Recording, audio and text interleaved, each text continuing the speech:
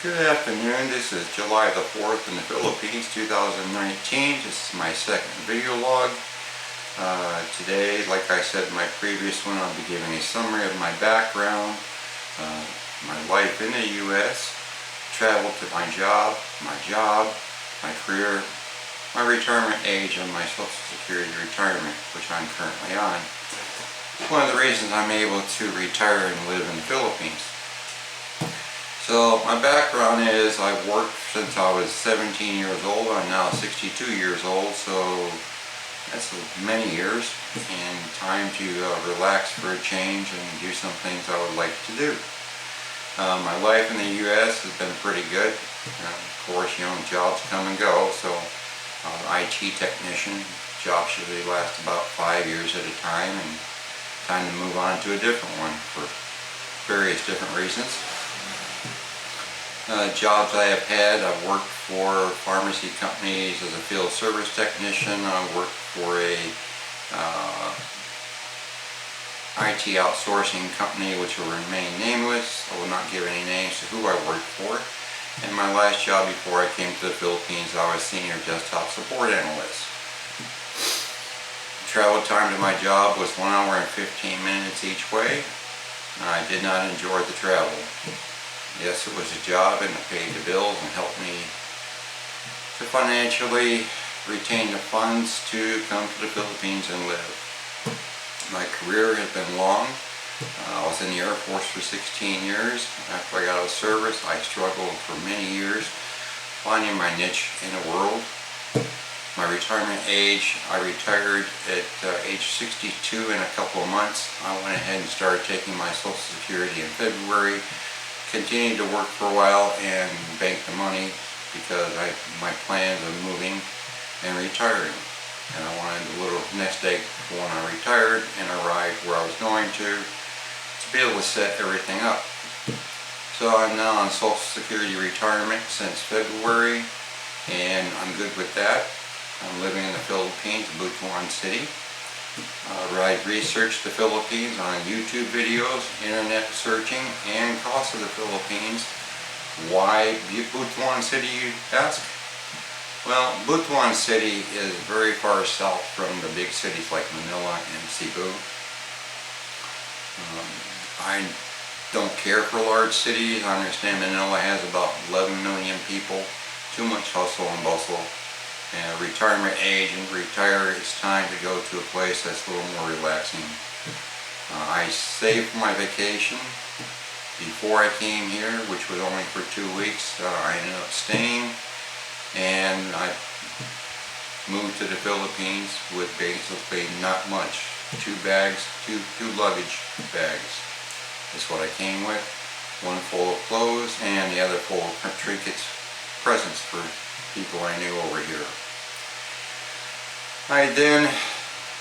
Before that, of course, I had to get my passport. My passport cost me approximately $145 US. There's no sense getting a passport card that's only good for like Mexico, Canada, and going on boat trips. So I did not spend the extra money for that. The Philippine visa requirements are pretty simple. Your first 30 days do not cost you any funds at all. After that, you pay 3,200 pesos, which is around $64 for a 30-day extension. After that, you can extend for 2 months or 6 months. The 2-month extension costs 8,000 pesos, around $160. I decided to go for the 6-month passport extension, which cost me 13,100 pesos, which is around $260 for 6 months.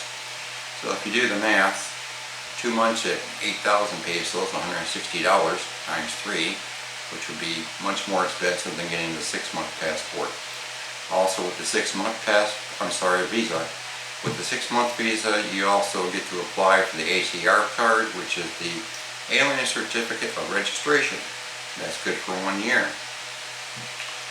I took the trip to the Philippines from where I lived was Kansas City, Missouri, was approximately 4 hours to Los Angeles, 2 or 3 hour layover there, then a 15-hour flight on Philippine Airlines. I managed to upgrade to business class, which was a great trip.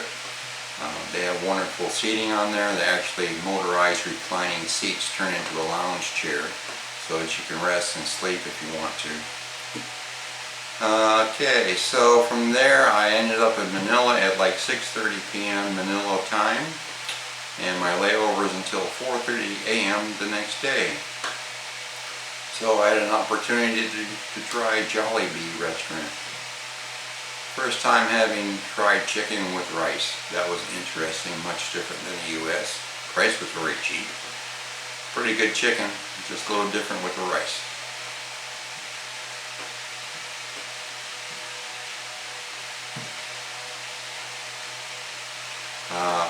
While I was there at the Manila airport, I ended up buying a smart SIM card because U.S. SIM card doesn't work very well in the Philippines.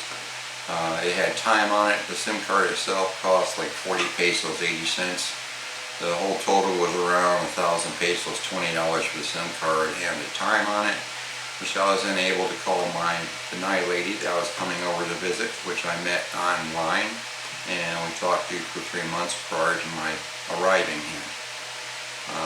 She met me the next day on April the 25th at Benghazi Airport in Butuan City, and we left there and went to the Go Hotel in Butuan, which is attached to Robinson Mall. The Go Hotel was a pretty nice hotel. They charged me an extra fee for being able to enter the room early because I was there at like 9 a.m. Check-in was around 2 p.m. So landing at the Benghazi Airport was interesting. Very small airport, almost like airport in Green Acres. Very small. It actually had a paved runway, just a very small facility. I met her and her friend at the airport. They came together because she knew how to commute there better than what my Pinay lady did. So she helped us out, and she spoke English much better. Come to find out that my Pinay lady did not speak English real well, which I was unaware of. Which is fine. We get to learn things together. I get to learn Tagalog. She gets to learn English. So the rest of the day we got to know each other, and took her and her friend to a little restaurant for something to eat. And first time I got to try halo halo, which is not really good for my taste buds. Not my favorite idea of a dessert. They seem to like it. It's multiple different things in a glass, like a parfait, fruits, some type of black beans, sugar black beans, and coconut milk and ice, and mix it all up and turn it into like a slushy type thing and eat it that way. So my next video is actually going to start talking about the Philippines itself and my family and schooling and the commuting around here with the tricycles and the motorcycles and the vehicles, which drive rather erratically around here. It's like driving NASCAR every time you go out. So until then, have a great day, and don't forget, no matter what you're doing it with somewhere else. Oh yes, please, if you like, click on the subscribe button, or maybe click on the like button if you enjoyed the video. That would be really great. And I'm just starting out, so I'm trying to get some subscribers. Thank you, and have a great day.